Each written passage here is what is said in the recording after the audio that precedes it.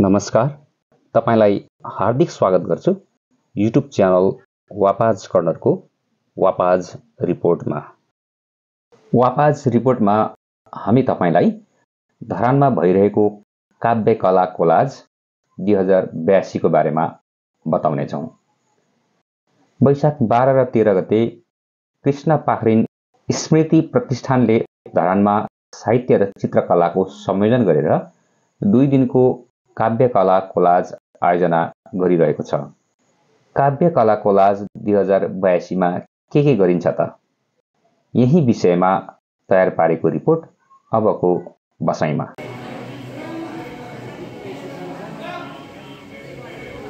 काव्य कला कोलाज 2082 को दृश्य। कृष्ण पाखरिन स्मृति प्रतिष्ठानले धरानमा आयोजना गरेको काव्य कला कोलाज 2082 को पहिलो दिन। यो पहिलो दिन वैशाख 12 गते एकल चित्रकला प्रदर्शनी भइरहेको छ कलाकार महेन्द्र राईको। प्रतिष्ठानले काव्य कला कोलाज 2082 लाई 2 दिन अर्थात् वैशाख 12 र 13 गते आयोजना गर्दैछ। यसमा काव्यतर्फ कविता वाचन, साहित्य सम्बन्धी छलफल र पुस्तकबारे चर्चा गरिने भएको छ। यसैगरी कलातर्फ कलाकार महेन्द्र राईको एकल चित्रकला प्रदर्शनी। आफ्नो एकल चित्रकला प्रदर्शनीको विषयमा मन्तव्य राख्दै कलाकार महेन्द्र राई।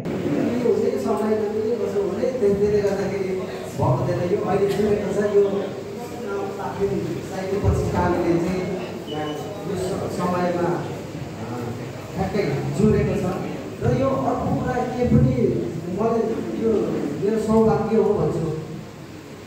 पहिला हामीले स्वर्गीय कृष्ण पाखरिनको कविता वाचन कार्यक्रममा मैले एक्लैले चाहिँ उहाँ कृष्ण पाखरिन बुवाको कविताहरूमाथि मैले प्रिन्टिङ गरेर प्रदर्शनी भएको थियो। मेरो जीवनको पहिलो प्रदर्शनी पनि त्यही होला। धेरै वर्षपछि निकै भइसक्यो, लगभग 7-8 वर्ष भयो। 62 सालमा 19 वर्ष भयो। 62 सालमा मैले उहाँको कवितालाई मात्रै मैले चित्र बनाएर एउटा प्रदर्शनी भएको थियो। त्यो लेखिएको भएको थियो। त्यसले गर्दा चाहिँ बुवा कृष्ण पाखरिनको कवितालाई चाहिँ विभिन्न कविताहरूले वाचन गर्नुभएको थियो र मैले चाहिँ एकल चित्र बनाएको थिएँ। त्यो मेरो जीवनको पहिलो जस्तो लाग्छ र सौभाग्य आज फेरि मेरो एकल चित्रकला प्रदर्शनी फेरि कृष्ण पाखरिन स्मृति प्रतिष्ठानले नै फेरि गराइदिनु भएको छ। विशेष यो प्रतिष्ठानका विभिन्न पदाधिकारीदेखि लिएर सम्पूर्णलाई विशेष धन्यवाद दिन चाहन्छु कि मलाई यो प्रदर्शनीको लागि लायक सम्झिनु भयो। महेन्द्र राई सुन्दर कलाहरूको माध्यमबाट स्थापित नाम हो। धरानको भूगोलबाट उदाएका उनी विशेष गरी पानी चित्रमा जीवन भर्न सक्ने खुबी राख्छन्। यही कारणले नै कलाकारिताले उनलाई जीवन्त बनाएको छ। भनौँ न, कलाकारितालाई महेन्द्रले जीवन्त बनाएका छन् र बदलामा कलाकारिताले महेन्द्रलाई एक सिक्काको 2 पाटो जस्तै। काव्य कला कोलाज 2082 को पहिलो दिन आज महेन्द्र राईको एकल चित्रकला प्रदर्शनी। कलाकारितालाई माया गरेर अवलोकन गर्न आउने धरानवासीहरू पनि उत्तिकै छन्। आफ्नो गृहनगरमा आफ्नै चित्रकला प्रदर्शनी कस्तो भइरहेको छ त? बताउँदै कलाकार महेन्द्र राई। मेरो एकल चित्रकला प्रदर्शनी यसरी गरिराख्दाखेरि त आफूलाई त एकदम गर्व महसुस त भइ नै हाल्छ हैन। खुसीको कुरा त छँदैछ। यसले अझ धेरै काम गर्नुपर्ने रहेछ, अझै धेरै मैले गर्नुपर्छ भन्ने खालको चाहिँ महसुस भएको छ मलाई। मैले पहिला गर्दाखेरि नि कृष्ण पाखरिन त हुनुहुन्थेन नै हैन। मैले उहाँलाई प्रत्यक्ष त भेट्न पाइनँ। उहाँको कवितामाथि चाहिँ गरेको हो।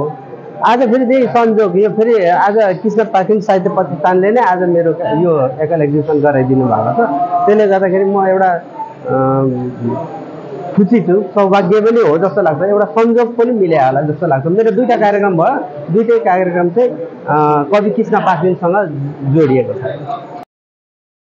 महेन्द्र राईको कलाकारितामा जीवन्तता देख्छन् कृष्ण पाखरिन स्मृति प्रतिष्ठानका अध्यक्ष राजेश विद्रोही। त्यसैले काव्य कला कोलाज 2082 जीवन्त बनाउन कलाकार महेन्द्र राईको एकल चित्रकला प्रदर्शनी गर्नु परेको बताउँछन्। समग्र कार्यक्रम अर्थात् काव्य कला कोलाज 2082 किन गर्नु पर्यो त? कृष्ण पाखरिन स्मृति प्रतिष्ठानका अध्यक्ष राजेश विद्रोही। कृष्ण पाखरिन जो कवि हुनुहुन्थ्यो, धरानको स्थापित कवि, उहाँको नाममा हामीले यो कृष्ण पाखरिन स्मृति प्रतिष्ठान स्थापना गर्यौँ र अब हरेक वर्ष एउटा चाहिँ अलिक विशिष्ट कार्यक्रम, कम्तीमा पनि धरानको साहित्यिक माहौललाई जोगाइराख्नको लागि, धरान कला र साहित्यको उर्वर भूमिको रूपमा पहिलेदेखि नै स्थापित छ, यो श्रृङ्खलालाई जीवित राख्नको लागि पनि वर्षमा एउटा चाहिँ विशिष्ट कार्यक्रम र अन्य सानसाना कार्यक्रमहरू पनि गर्ने हामीले उद्देश्य लिएका छौँ। त्यसै अन्तर्गत यो कार्यक्रम हामीले आयोजना गर्यौँ र आज चाहिँ विशेष रूपमा अब हाम्रा युवा कलाकार महेन्द्र राई जो चाहिँ यो प्रदेशमा एउटा कलाकर्ममा, चित्रकलामा स्थापित कलाकारको रूपमा हुनुहुन्छ, तर उहाँको एकल कला प्रदर्शनी चाहिँ अहिलेसम्म भएकै रहेनछ। यो अचम्मको कुरा।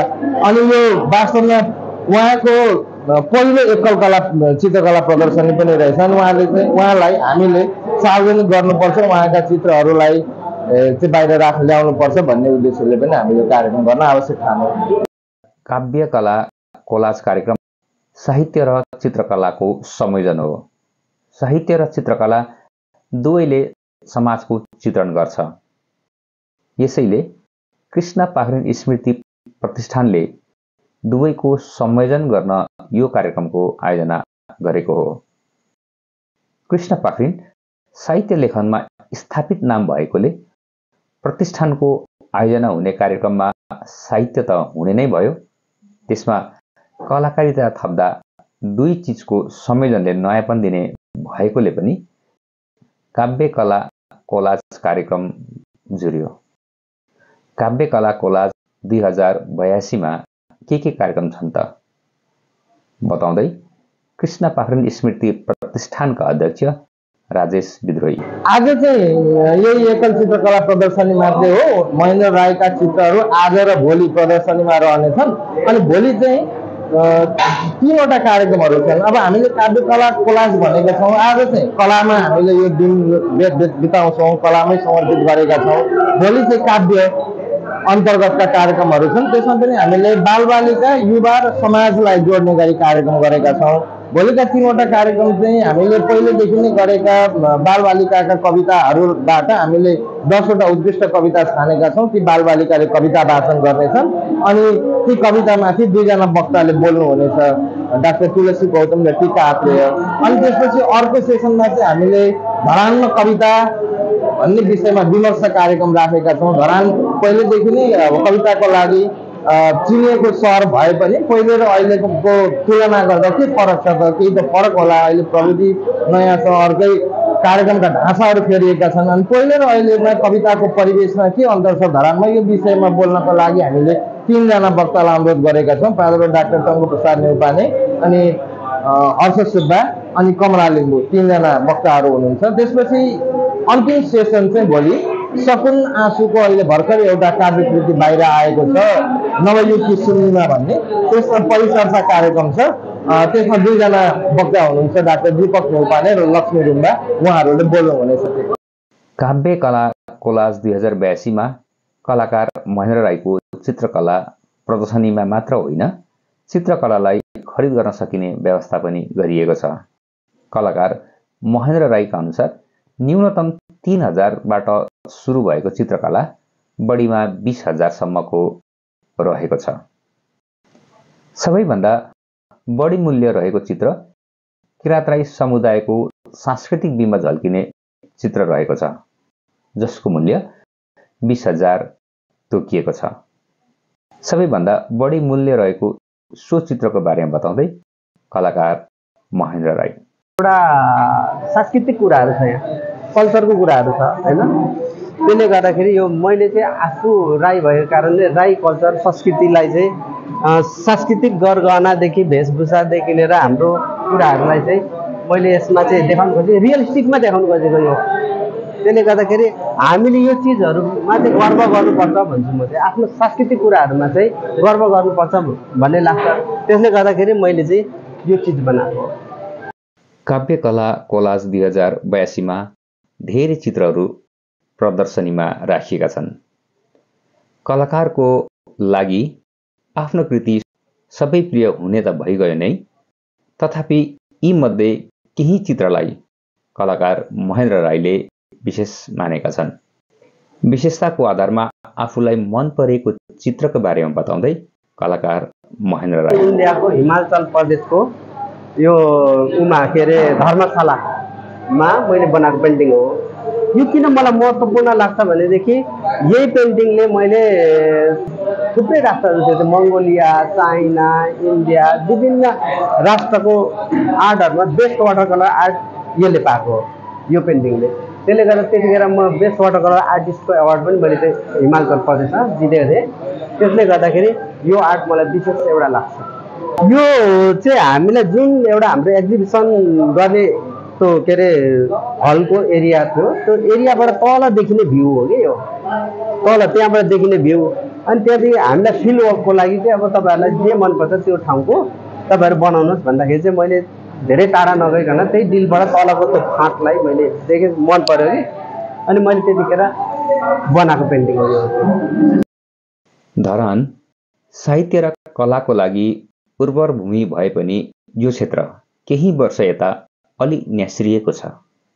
यो न्यास्रोपनलाई मेटाउन कृष्ण पाखरिन स्मृति प्रतिष्ठानले आयोजना गरेको गतिविधिले केही चलायमान बनाउने देखिएको छ। प्रतिष्ठानले काव्य कला कोलाज 2082 को आयोजना गरेर साहित्य र कलालाई एकसाथ हौसाएको देखिन्छ। यो चाहिँ केराबारीको पेन्टिङ हो। केराबारीको यो निकै माथि डाँडाबाट केराबारी बजार देखिने भ्यू हो हैन, त्यहाँको यो खोला हो। हामीले लगभग यो पेन्टिङ गर्दाखेरि मैले लगभग 45 मिनट जति मात्रै लाग्यो। हामी सबै थुप्रोजना ग्रुप गर्थ्यौँ यो बेला चाहिँ। हाम्रो सनम तामाङ पनि हुनुहुन्छ त्यता, धीरज भाइदेखि लिएर थुप्रै आर्टिस्टहरू गर्थ्यौँ। अनि यो चाहिँ मैले त्यो माथिको भ्यूबाट चाहिँ बनाएको। अनि यसमा यसको लाइट एन्ड सेटको कुराहरूदेखि लिएर विभिन्न कुरा चाहिँ एकदम राम्रो छ क्या। त्यसले गर्दा निकै मन परेको पेन्टिङ। म चाहिँ लाइभ गर्नु चाहिँ एकदम मन पराउँछु। जुन ठाउँको बनाउनु छ त्यही ठाउँमा गएर त्यहाँको कलरहरूलाई विशेष हामी लिन सकिन्छ क्या, त्यहाँको के अरे लाइट एन्ड सेटको कुराहरू। त्यसले गर्दा यो अर्को मनपर्ने पेन्टिङ यो पनि हो।